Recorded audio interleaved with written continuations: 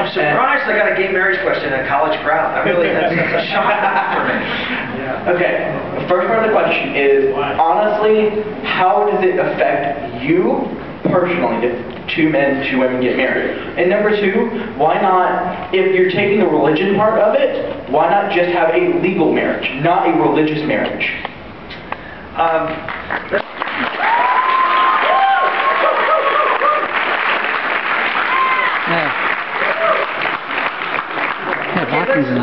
If we're going to have a discussion on this, I would just say this. Who's attempting to change the law? The law for 230 years in this country was marriage was between a man and a woman. So if you're going to change the law, what obligation do you have if you're going to come forward and say, I want to change the law? What obligation do you have? Don't you have to make the positive argument why the law should be changed? That was not his question. Your question was, why don't you want to change the law?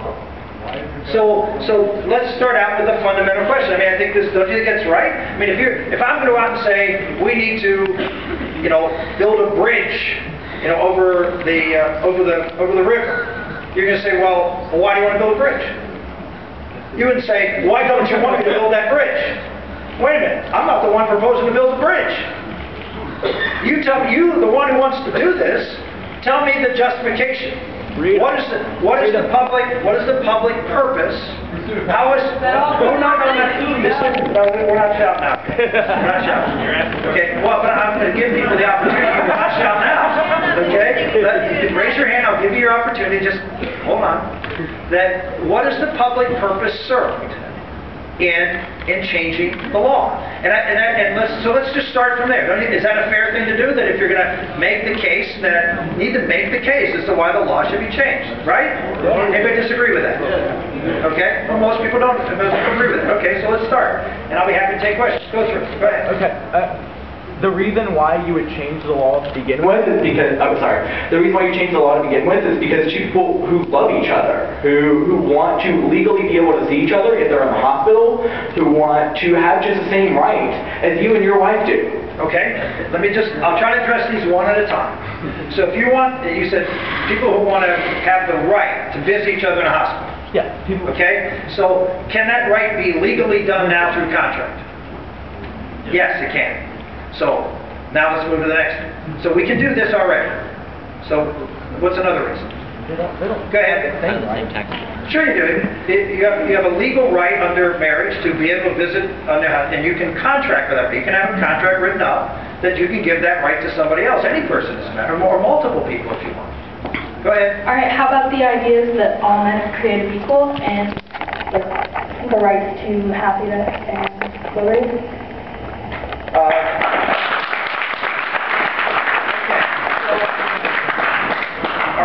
Are we saying that everyone should have the right to marry? Yes. Yes. Okay. So anyone can marry anybody else? Yes. Okay. So anybody can marry anybody else. So anybody can marry several people. Oh, wait a minute. Whoa. Stop. No, it's not participating. We're not going to do this. Okay? I'm going to ask a question. If people want to respond, I'll be happy to call them. So I'm just positing some things you need to think about. So if everybody has the right to be happy. So if you're not happy unless you're married to 5 other people, is that okay? Not correct. I'm asking her. Is that okay? I'm not asking about... Well, no, I'm asking the question. If what you said was every person has a right to their own happiness. So, no, it's not irrelevant. No one's being... All right, maybe we can't do this. I'm happy to engage in a discussion, and I'm calling on people, and I'll give people a chance to answer, but we're going to have a civil discussion, or we're going to move on to another question. Okay? So, my question to you is, that if your point is, people should be allowed to do whatever makes them happy. Right? Is that what you just said? As long as they don't harm other people. Okay, so if they're not harming other people, who determines whether they're harming people? Anybody can understand. Well, so everybody can understand it. Oh.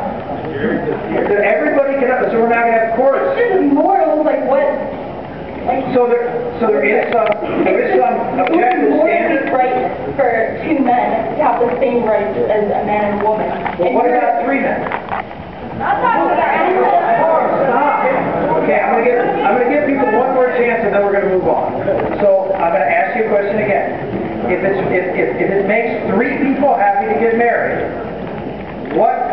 based on what you just said, what makes that wrong and what you said right? That's irrelevant, and I mean, It's not in my irrelevant. personal opinion, yeah, go for it. But Okay. what I'm asking you is how do you justify your beliefs based on the high morals you have about all men being created equal when two men who want to marry the Well, what about person they three love? men? That's not what I'm talking about. I'm talking about giving them the basic rights that you give you and another woman. Okay, you know, it's important if we're going to have a discussion based on rational, reasoned thought that we employ reason, okay? And reason says that if you think it's okay for two, then you have to differentiate with me as to why it's not okay for three, right? I mean, okay, so you're feeling... Yeah, go for it. Okay, so three. Okay, fine. Well, I'm fine with that. Let's just have a discussion about what that means, okay? And so what we're saying here, and if she reflects the values of everybody else, then, hold on, let's calm it down, and then we're going to move on to another question. Then if she reflects the values, that is, marriage can be for anybody or any group of people, as many as is necessary, any two people or any three or four. Marriage really means whatever you want it to be. It has no...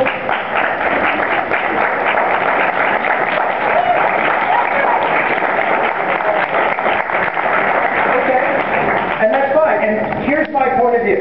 Now, if we're done talking about this issue, we're going to move on to something else. Here's what I would just suggest. Go out and make that case. But don't go to the courts and say, since the public may or may not be there, it may be there. Go out and make that case in the public square. I disagree with what New Hampshire did. But at least I would give them the fact that New Hampshire did it the right way. They passed it through the legislature. They didn't have the court impose it like they have in other states. And for those of you who say, well, I want to keep marriage as what I believe marriage is, in fact, what marriage has always been, which is the union of a man and a woman. Why? Because I believe we are made that way. God made man and woman, and man and women come together to have a union to produce children, which keeps civilization going and provide the best environment for children to be raised.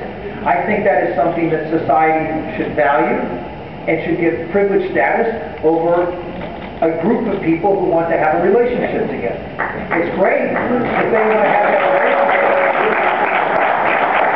It's great. I have no problem if people want to have relationships. People can have all sorts of relationships. But the uniqueness of marriage is it provides an intrinsic good to society.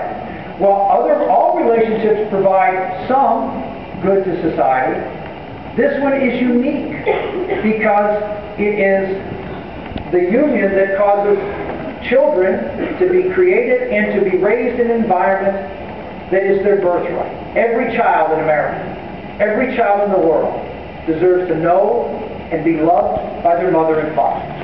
And when we say that that is not the case, that we can deny children, and we in fact do by saying other forms of relationships are okay, when we deny children that birthright, then I think, again, we can argue differently. I think we are harming children, we are harming society, and we are not promoting what is